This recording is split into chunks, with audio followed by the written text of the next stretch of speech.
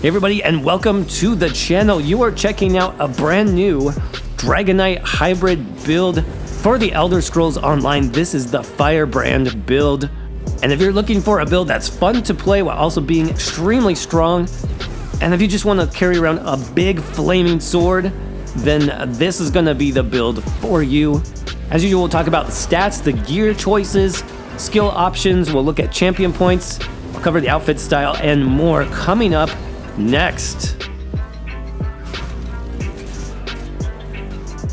Alright, so here we are on the hybrid Dragonknight build. We're going to go over the stats first, but keep in mind this is for soloing primarily, so it's not a pure DPS build. We need to focus on healing, survivability, damage shields, doing damage at the same time. Also, this is a hybrid build, so it is a little bit unique. I've tried to mix in both stamina and magicka skills just for a interesting build all around. It's really fun to play, and I'm excited to jump into it right now. So let's see, let me make sure some buffs are up for us, and then we'll check out the buff stats. So we're looking at about 26,000 max magicka, 20k health, about 25k max stamina. Recoveries, 840 magicka recovery, 400 health recovery, and almost 1,000 stamina recovery. For the weapon damage, we do have minor and major brutality, so sitting at about 4,400 weapon and spell damage. Remember, this is a hybrid, so we are having both equal weapon and spell damage. Now with our Berserker glyph on the back bar, that's going to be close to 5k, and with our sets fully procced, close to 6k, both for weapon and spell damage.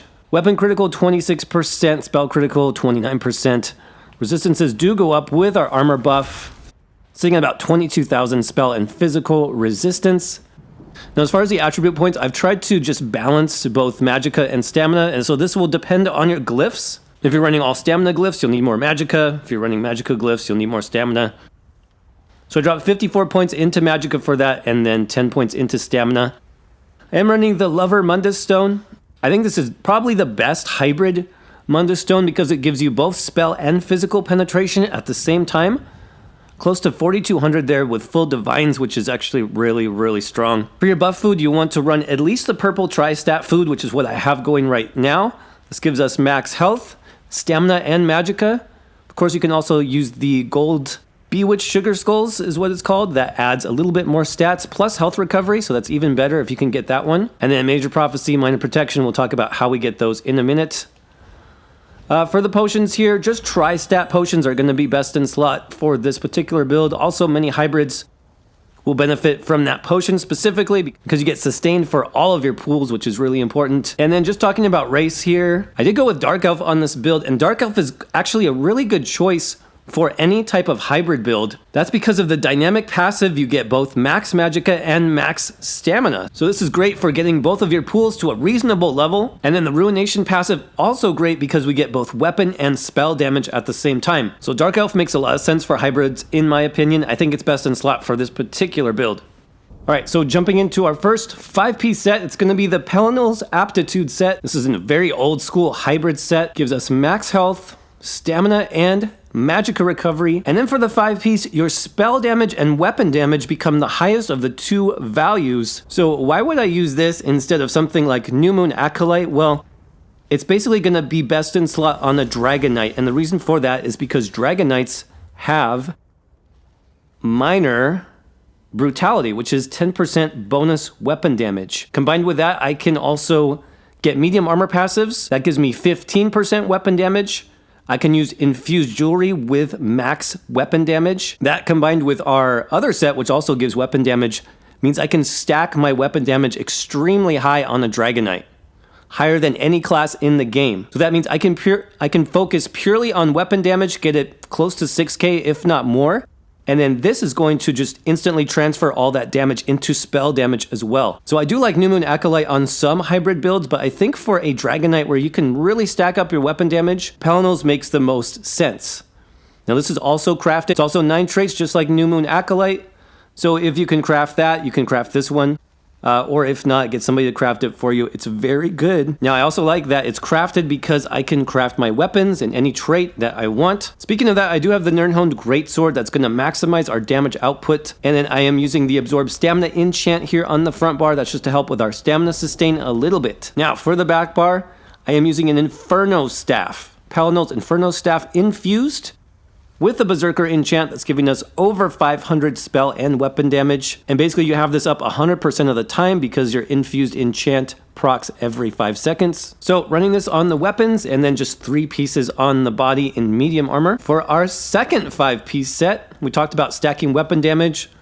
Probably the best set to do that still is going to be Warrior's Fury. This gives us max health, which is pretty good for solo builds. Max stamina, not too bad either. Weapon damage, and then when you take damage, your weapon damage is increased by 30, and that can stack up to 20 times. So 30 times 20, that's 600 weapon damage at base. Plus this will be increased by our major, minor brutality, by our medium armor passives, all that good stuff. So you get close to 1,000 weapon damage from this set alone. And of course that weapon damage is going to be copied over to spell damage because we're running Pelinols. Now this is a heavy armor set, so the best way I can think of to run this is going to be 2 pieces of heavy on the body and then 3 jewelry. So we're running the heavy chest, the heavy legs, and then 3 jewelry pieces. For the jewelry, you want weapon damage, and if you have the transmute stones, you definitely want to transmute these all to infused. Remember, we want to stack as much weapon damage as possible. So infused on the neck and the rings is going to do that for us. If you don't have infused trait, that's fine. You'll just have a little bit less damage overall. Then finally for our monster set, I just went with something that I thought was kind of fun. Focusing on that flame damage feel that the DK has. You can really put anything you want here, but I'm using Grothdar. This gives me max magicka, and then a nice little flame damage proc. So it does good damage, it's AoE, and it just looks freaking cool, I think, combined with all the flame damage that we have already. I like it. So you'll need medium for this to make it work. You'll need a medium head and medium shoulders. Now in terms of our gear enchants, I went with max stamina on everything. It really doesn't matter. You can put magicka on some pieces, and you'll just have to adjust your attributes. Divine is going to be your best in slot trait. And like I said, we're running 5 pieces of medium and 2 heavy, so heavy on the chest, and legs, medium on everything else. Let's jump over to the skills next. Starting on our front bar, which is our big 2-hander. We've got reverse slice. This is, of course, our execute, and it does AoE splash damage, so really good for clearing through dungeons, taking out crowds of enemies, and the cost is really low, which is what we need to consider on hybrid builds as well. The lower cost you can get your abilities, the better. Second ability is going to be Brawler, another stamina ability. This does pretty decent AoE damage, but we're using it mostly for the damage shield. This damage shield does get stronger the more enemies we hit. So you want to use this ability very early on in a fight to proc that damage shield and then just keep it up to increase your survivability as much as possible. Even in a single target boss fight, it's not bad. I will use this. Just to protect my health a little bit. Now speaking of keeping your health up, I am using Cauterize as a kind of a mini burst heal or a heal over time on my front bar. You can see the cost of this ability is not bad, and this does a good heal, about 5k, which can crit by the way. That happens every 5 seconds. This also gives us Major Prophecy, which gives us a spell critical buff, which is not bad. And it's just a great consistent form of healing. So I don't necessarily keep this up 100% of the time, but when my damage shields start to get low or go down, then I'm going to make sure I have Cauterize up to help with healing. So next up, I think you have some options. For a pure single target for a boss fight, I'm going to use Dizzy Swing as our main spammable ability. Now the damage is okay. The cost is pretty low, which is nice. But then it does give us off balance. Now the reason why off balance is really good on this build is you can heavy attack with your 2-hander and get a huge chunk of stamina sustain coming in. So not only is this a good source of single target damage, but it's our main sustain tool as far as sustaining our stamina pool on the build. It's really good for this. You know, on a boss, you can refresh off balance, I don't know what it is, like every 15 or 18 seconds or something. That's perfect timing. Your stamina will start to get a little bit low. You'll get to like under 50% stamina. Hit the boss with off balance, throw in 2 big heavy attacks, and your stamina will be back to full. So that's really good on this build. Next up, Burning Embers. This is a Magicka ability. It's a very nice flame-based single target dot, so it does good damage. But the main reason why I'm using this is for the heal. Now, in some of my other hybrid builds, I would use probably Rally in this spot, but Burning Embers does basically the same thing as Rally on this build. Apply the dot, wait a few seconds, you'll get a big juicy burst heal to come in. So Burning Embers, this is your lifesaver for sure. Then we've got Temporal Guard on the front bar. You don't have to use this, but I do recommend it just for that minor protection passive. That reduces all incoming damage by 8%. Keep in mind we are a medium armor build, so we're not extremely tanky on the build. But with this slotted on the front bar, it does feel pretty tanky. It feels good, so I do recommend this. We'll swap to the back bar, which is our Flame Staff. So I'm using Noxious Breath here. Now I could use the Flame Breath morph of this, but I tried both, and I felt like the balance of resources was better with this stamina ability on my back bar compared to a magic ability. So there's a nice bit of poison AoE damage over time, but the other nice thing is it gives us Major Fracture. That's a physical resistance debuff. We don't have that in any other way. This is going to make your Reverse Slice, it's going to make your Carve, it's going to make your Dizzy Swing all hit harder, so that is important. And like I said, the fact that it costs stamina just kind of helps balance our resources a little bit better. Next up, we got Blockade of Fire. This is extremely costly, but it is still worth running. That's because we get the enchant. We get the Berserker enchant every 5 seconds from this. So that's giving us that big boost of spell and weapon damage, which is why I still use it. Now, Elemental Drain. We have Major Fracture. This gives us Major Breach. So that's the spell resistance debuff. So we have both debuffs on the build. This also helps with Magicka Sustain because we get minor Magicka Steal. Overall, I was just feeling like the Dragonknight was kind of suffering in the sustain department. So this is our Magicka Sustain, really helps with that. And then of course we've got Off Balance for Stamina Sustain. Next up, Molten Armaments. Now this does work really good for a hybrid. That's because it gives us both Major Brutality and Major Sorcery. So we get weapon and spell damage increased by 20% from this buff. That means this is great for hybrids. So buffs are Fully Charged Heavies attacks, which is pretty good too. And then last but not least, we got our armor buff, Volatile Armor. This does Major Resolve, that's our physical and spell resistance buff.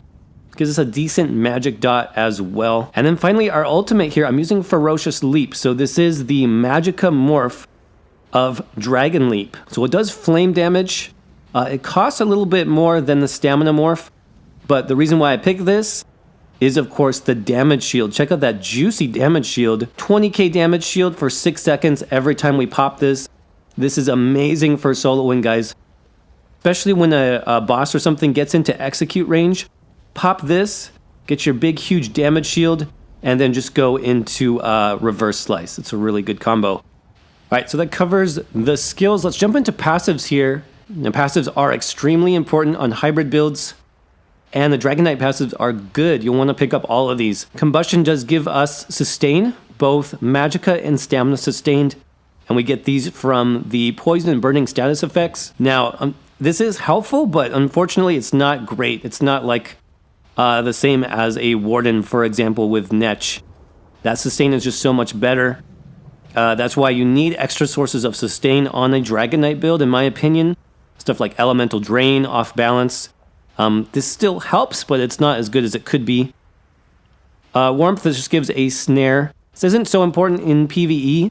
You could actually drop this if you want to. Searing Heat is great, though. This gives you extra damage on your damage over time abilities. Both the Breath and the Claw are going to get buffed by this. And then World of Ruin is very good as well, increasing our flame damage. Also, it decreases the cost of Noxious Breath, so that's nice. Under Draconic Power, Iron Skin is good. This does increase our blocking, which we will be blocking boss heavy attacks and things like that on a solo build. Burning Heart, this actually gives us a good buff to our healing anytime one of these abilities is active.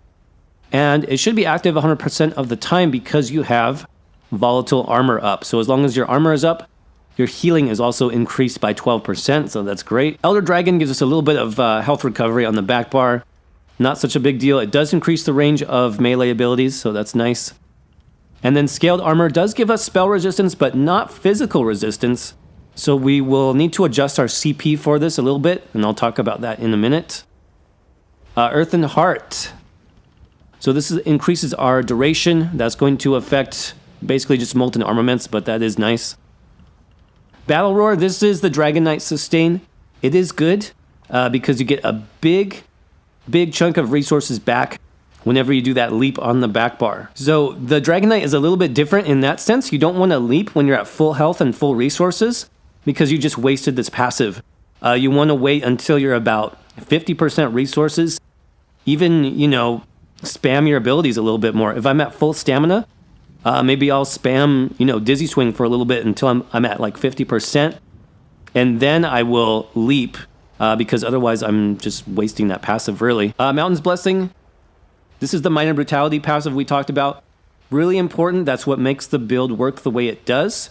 With Pelinal's Aptitude, if you didn't have this passive active, it wouldn't be worth running that set. So this does give you 10% bonus weapon damage. Again, this stacks with everything. This stacks with the 20% from Major Brutality. It stacks with a 15% from Medium Armor. So it's really, really strong. And then when you cast that ability, you get stamina back. We're only going to proc that off of Molten Armaments though. In terms of weapon passives, you want all of these for two-handed, obviously. This gives us good cost reduction. The Greatsword, I don't think I talked about this, but you do get 6% increased damage. That's not just to physical damage, by the way. Little known fact, that does increase your magicka damage as well. So things like Burning Embers are going to be buffed by using a Greatsword versus using an axe or something like that. What else? Cost reduction is important. Battle Rush is also important. 30% stamina recovery is no joke. Destruction Staff, pick all of these up. You get things like cost reduction. All these passes are good. And then Medium Armor, you'll want to pick up the... most of these I always pass on Improved Sneak though. But get the rest. Agility, we talked about that. That's our 15% weapon damage boost. And then Heavy Armor, because I am running 2 pieces of Heavy, I do pick up the first 3 here. This gives us extra resistances, extra sustain, extra health recovery. So those are definitely good. Fighters Guild, you don't really need these. You can run some Fighters Guild abilities if you want. If you don't have Undo, you can definitely run Dawnbreaker on the front bar. You can even run Camo Hunter instead of Dizzy Swing for like AoE trash pulls and stuff like that.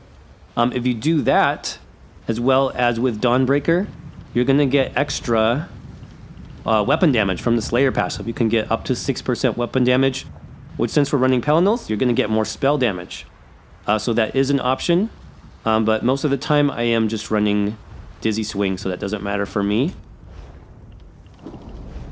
Mage's Guild, we're not running any of those. Sigic Order though, you do need Concentrated Barrier. This is amazing little passive. It gives you a 5k damage shield anytime you block on your front bar, because we are using the Undo skill. So this is a free damage shield, great for blocking boss heavy attacks, making it hit you for less damage. What else? You can get Clairvoyance if you want, not really needed though. Under Undaunted, if you do have this, definitely pick these up, especially Undaunted Metal. You can get 4 to 6% extra max stats here. Assault and Support, we actually don't need these. You don't have to PvP at all on this build, which is definitely a plus. We have enough healing, you don't need Vigor, and you don't need any of these. Always pick up your racial passives, and then definitely Alchemy Medicinal Use for that bonus potion duration. Now let's jump into CP really quick. CP is kind of weird on hybrid builds. More than not, it's a problem because you have to kind of spread your CP more thin than you would like. Because you have to do damage with both pools. So just keep that in mind. Points are spread a little bit thin here. In the green tree, 28 into Warlord, 14 into Sprinter, 43 into Tenacity for those big heavy attacks on the front bar, 43 Healthy, 49 into Arcanist, 43 into Mooncalf, then 26 Shadow Ward, 23 into Tumbling. In the blue tree, we've got 19 into Blessed, 23 into Elfborn, 24 into Spell Erosion, 43 into Elemental Expert. So this covers basically our Magicka abilities. Over here we got 26 into Master Arms, 51 into Thaumaturge. So this covers all dots, both Stamina and Magicka dots. And then these cover our Stamina abilities. So 20 into Precise Strikes, 21 Piercing, and 43 into Mighty. In the red tree for our defensives, 81 ironclad, so getting some big damage reduction on those direct hits. 40 into medium armor focus. No, when we talked about the DK passives, they have that about 3,000 extra spell resistance. I dropped 40 points in here just to even that out. Otherwise, you can have much more spell resistance than physical resistance. It's not a huge deal, but I just like it. I like more balanced stats. 2 left over into Spell Shield. 43 into Hardy and Elemental Defender. 34 Thick-Skinned. And 27 into Quick Recovery. What else? What else? The outfit style here. This is all Dragon Guard armor. It's mostly heavy pieces. I believe I have the light Dragon Guard shoulders and gloves. Everything else is heavy. All right, everybody, that's going to wrap up the Hybrid Dragonknight. It's the Firebrand build, and this build is just an absolute beast to play. I've really been having a lot of fun with this, just mixing up the fire damage with the two-hander. It looks great, and it plays great. So if you enjoyed the video, as always, don't forget to crush that like button and leave a comment below. Let me know what other types of hybrid builds you would be interested in watching here on the channel. Also, if you're not subscribed yet, definitely hit that subscribe button. We put out regular ESO builds every week, including guides and discussion videos and lots of stuff here on YouTube. So definitely check it out. We have a great community. I'm gonna end the video as usual with some gameplay so you can see more about how the build plays and feels. As always, thank you again so much for watching. You all are amazing. Hope you have a great day, and I will see you around in the next video.